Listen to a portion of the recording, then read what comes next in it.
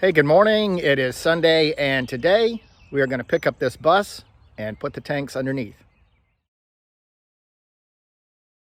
One of these tanks is too big to get under the bus, so what I did is I just built up some blocks of wood right there on the front and the back, and I slid the tank underneath the bus. We're good to go. Ports on these tanks are sealed when they come from the factory, so I have to take a knife and cut out the ports before we install them under the bus.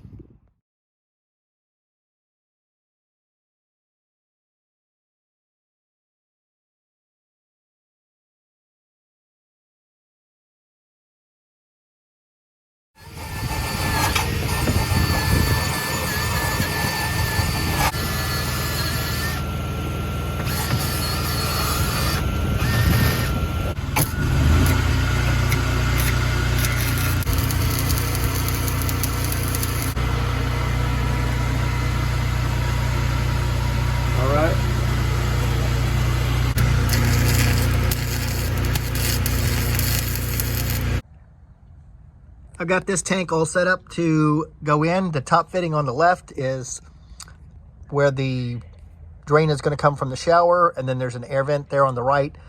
Once this is installed, that'll make a 90 and go up about 1.5 inches and just kind of hang out there for airflow.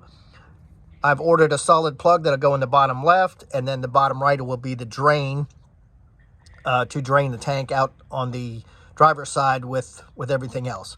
So this tank is ready to be installed. Here's one of the brackets that Jeremy made. This is, I'm on the front side of the bus looking towards the back, and I'm on the passenger side. And this is threaded stainless steel rod. He made this bracket, he welded it to the bracket, and then that is welded to the cross members on the floor system on both sides, threaded rod down. We've got a stainless steel nut here with a nylon insert.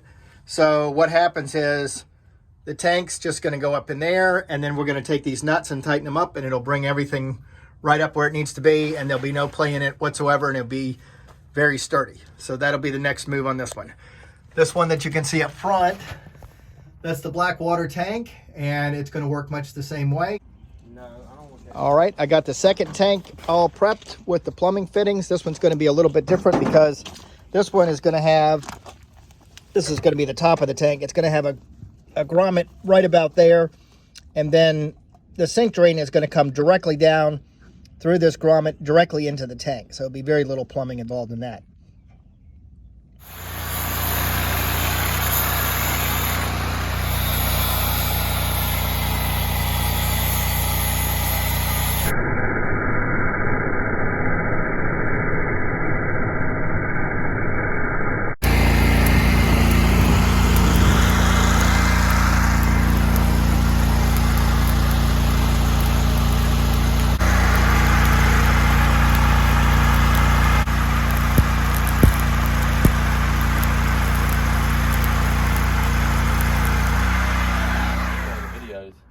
Well, I didn't think it was possible, but Jeremy has set the grommet in, and it's perfect. So this tank is ready to go in now.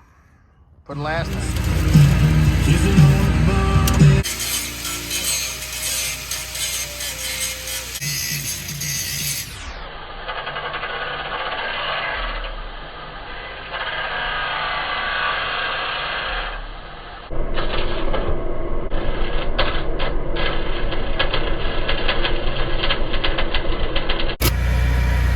Hey, Steve. Oh, I almost fucked up.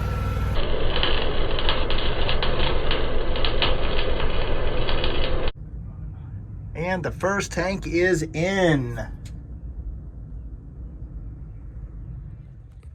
Okay, so we're wrapping it up. This is the gray water tank on the passenger side, and it is mainly going to hold the shower.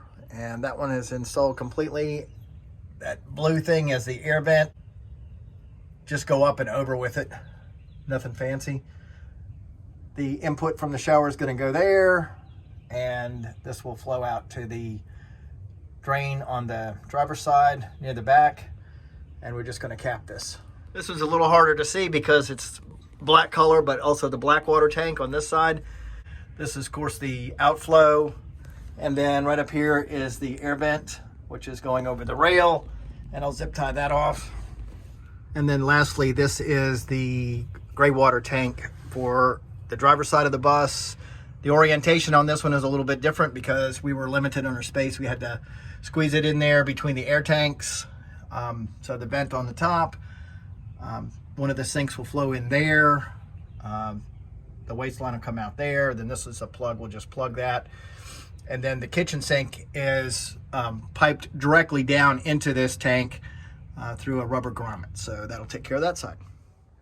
On the inside, this is the kitchen sink drain. It goes directly down into the tank that I just showed you through a rubber grommet. This is the bathroom sink drain. It goes down under the bus. It'll make a 90. And then head on into that tank with the vertical orientation. Right here's the shower. That will go into the passenger side tank. And then here's the toilet, which will go into the black water tank. This pipe goes down through the floor. There's a grommet in the top of the tank, goes directly in top of the tank, and then the flange, of course, will get mounted to the floor. And we're done with that.